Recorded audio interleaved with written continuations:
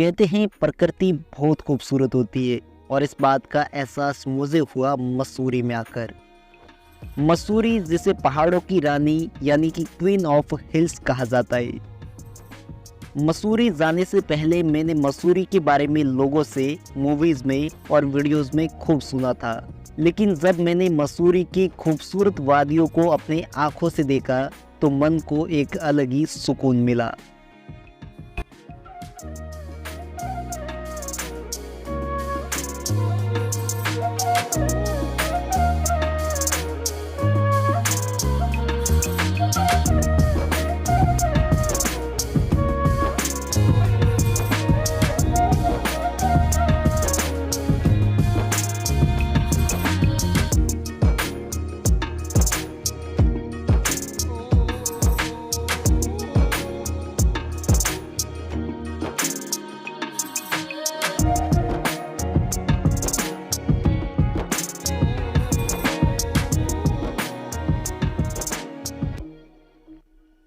ये बात है 7 दिसंबर की, जब मैं मेरी ड्रीम प्लेस मसूरी में था और मसूरी जाने के लिए मैं बाई ट्रेन सबसे पहले पहुंच गया मसूरी के सबसे नज़दीकी रेलवे स्टेशन देहरादून पर। फिर देहरादून से बस में 60 रुपये का टिकट लेकर 33 किलोमीटर का एक खूबसूरत सफ़र तय करके मैं पहुंच गया मसूरी। सच में दोस्तों, देहरादून से मसूरी जाने का रास्ता बहुत ही खूबसूरत और खुशनुमा बना हुआ है।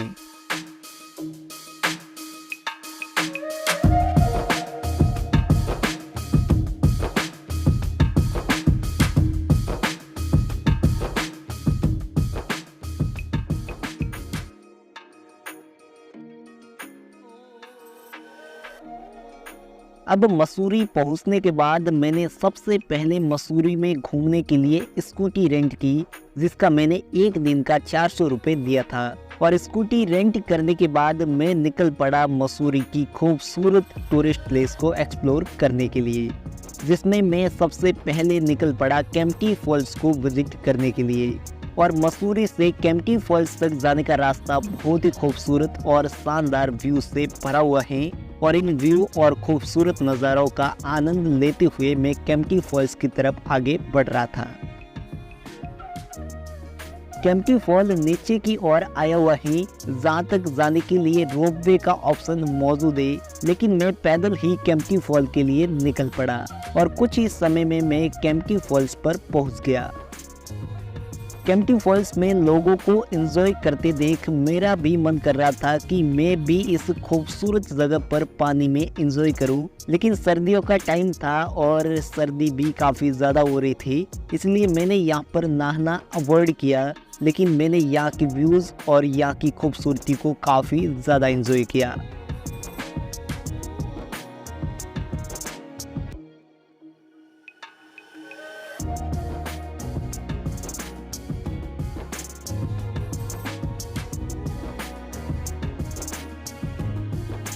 केम्प्टी फॉल्स को एंजॉय करने के बाद मैं निकल पड़ा कंपनी गार्डन के लिए। कंपनी गार्डन में कई सारे खूबसूरत फ्लावर मौजूद है जो काफ़ी ज़्यादा अट्रैक्टिव लग रहे थे।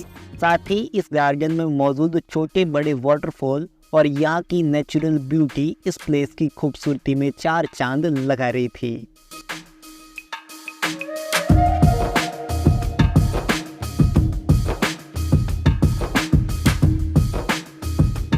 कंपनी गार्डन पर अपना क्वालिटी टाइम स्पेंड करने के बाद मैं पहुंच गया गन हिल पर।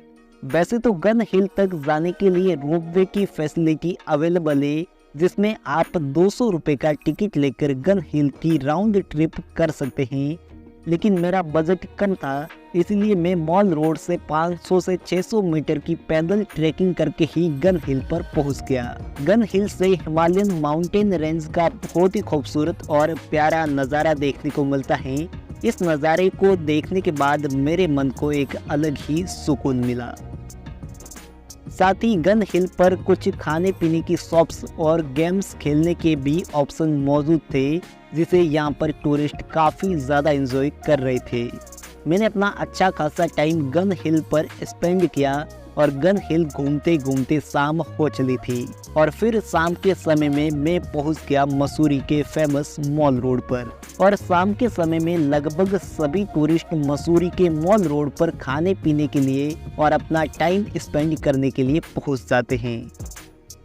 मसूरी के मॉल रोड पर खूब सारी खाने पीने की शॉप्स मौजूद है, जहां पर मुझे वेज और नॉन वेज दोनों तरीके की खाने पीने के ढेरों ऑप्शन मिल गए और यहीं पर मैंने अपने डिनर को भी एंजॉय किया। और इसी मॉल रोड पर शॉपिंग करने के भी खूब सारे ऑप्शन मौजूद है और टूरिस्ट यहीं से अपनी शॉपिंग को भी एंजॉय करते हैं। मॉल रोड को एक्सप्लोर करने के बाद मैं अपनी होटल में पहुंच गया, जो मैंने मॉल रोड पर ही बुक की थी। और फिर दूसरे दिन में मैं मसूरी में सबसे पहले घूमने निकल गया मसूरी लेक के लिए, जो मेरी होटल से लगभग 8 किलोमीटर दूर थी। लेकिन मसूरी लेक तक जाने का पहाड़ों का ये रास्ता और ये प्यारे प्यारे व्यूज मेरे इस सफ़र को और भी ज़्यादा लाजवाब बना रहे थे। मसूरी लेक एक आर्टिफिशियल लेक है, जिसमें मैंने बोटिंग को भी एंजॉय किया और इस लेक के किनारे काफ़ी सारी खाने पीने की शॉप्स वगैरह भी बनी हुई है, जहां पर टूरिस्ट अपने फूड को एंजॉय करते हैं। साथ ही मसूरी लेक पर zip lining, zorbing, sky driving और साइकिलिंग जैसी और भी कई सारी एक्टिविटी होती है, जिसे यहाँ पर आने वाले टूरिस्ट काफ़ी ज़्यादा एंजॉय करते हैं। इसके अलावा पूरे मसूरी में पैराग्लाइडिंग भी इसी जगह पर होती है, जिसके चार्ज 2500 से लेकर 3000 रुपये तक रहते हैं। और मसूरी की इन खूबसूरत वादियों में पैराग्लाइडिंग करने का भी अपना एक अलग ही एक्सपीरियंस रहता है।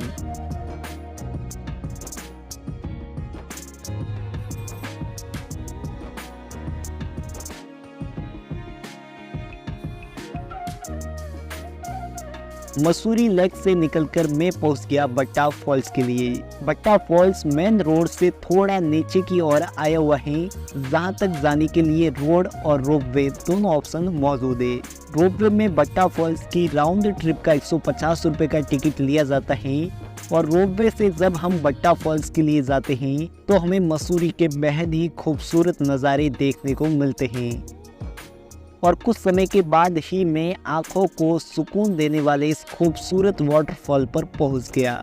इस खूबसूरत वाटरफॉल के पानी में कई सारे खाने पीने के रेस्टोरेंट भी बने हुए हैं, जहां पर टूरिस्ट अपने पार्टनर और फैमिली के साथ में लंच और ब्रेकफास्ट को एंजॉय करते हैं।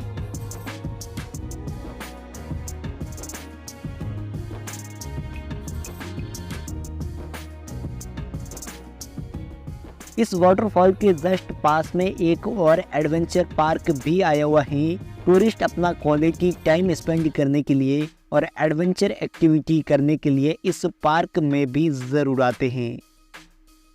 अब यहाँ पर घूमते घूमते शाम हो चली थी और शाम के समय में मैं निकल पड़ा लाल टिब्बा के लिए। लाल टिब्बा पर शाम के समय में जाना इसलिए खास था क्योंकि शाम के समय में लाल टिब्बा से सनसेट का बहुत ही हसीनिक व्यू देखने को मिलता है।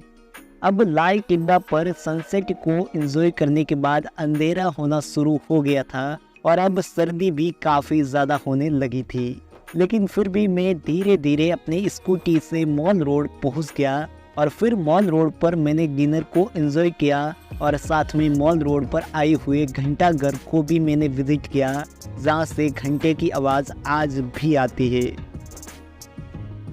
इस तरीके से मसूरी में मेरा दूसरा दिन भी बहुत ही खास रहा और फिर तीसरे दिन में मैं निकल पड़ा मसूरी से धनौल्टी के लिए।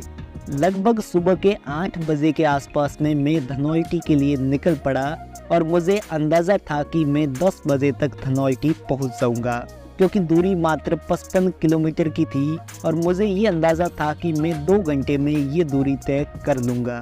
लेकिन रास्ते के नज़ारे इतने ज़्यादा खूबसूरत थे कि इन नज़ारों को देखने के लिए मुझे बार बार अपनी स्कूटी को रोकना पड़ता था और इसीलिए मेरा ये 2 घंटे का सफ़र 3.5 घंटे का सफ़र बन गया और धनौल्टी पहुँचते पहुँचते 11:30 बज गए। धनौल्टी पहुँचने के बाद मैं धनौल्टी में सबसे पहले घूमने गया इको पार्क में। ये पार्क वैसे तो नॉर्मल पार्क था, लेकिन लंबे लंबे देवदार के घने पेड़ और यहाँ का खुशनुमा मौसम इस पार्क की खूबसूरती में 4 चांद लगा रहे थे।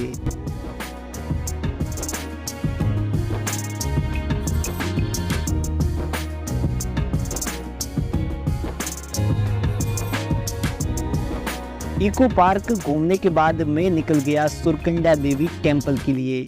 सुरकंडा देवी टेम्पल तक जाने का रास्ता पहाड़ों की खूबसूरत वादियों से होकर निकलता है, जो काफ़ी ज़्यादा खुशनुमा रहता है। सुरकंडा देवी टेम्पल तक जाने के लिए मुझे लगभग 20 से 25 किलोमीटर की पैदल ट्रैकिंग भी करनी पड़ी, लेकिन जब मैं इस ट्रैकिंग को पूरा करके इस खूबसूरत मंदिर पर पहुंचा तो मुझे मन में एक अलग ही शांति मिली। ये मंदिर हाइट पर होने के कारण यहाँ से पूरे धनोल्टी का और नेचुरल ब्यूटी का काफ़ी शानदार नज़ारा देखने को मिलता है।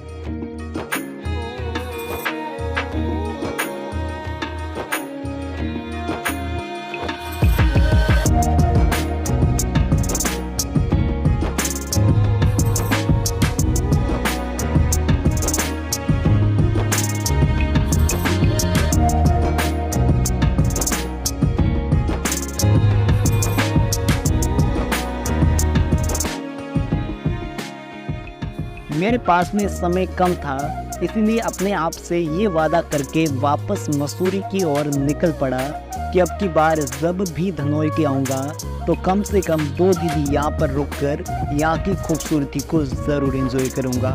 और फिर मसूरी से देहरादून होते हुए मैं वापस अपनी सिटी के लिए निकल पड़ा। ये थी मेरी मसूरी की एक खूबसूरत ट्रिप, जो मेरी ज़िंदगी की कुछ अनमोल यादों में से एक है। बाकी मसूरी टूर प्लान और बजट के साथ में मैंने एक और वीडियो बना रखा है, जिसका लिंक आपको डिस्क्रिप्शन बॉक्स और आई बटन में मिल जाएगा।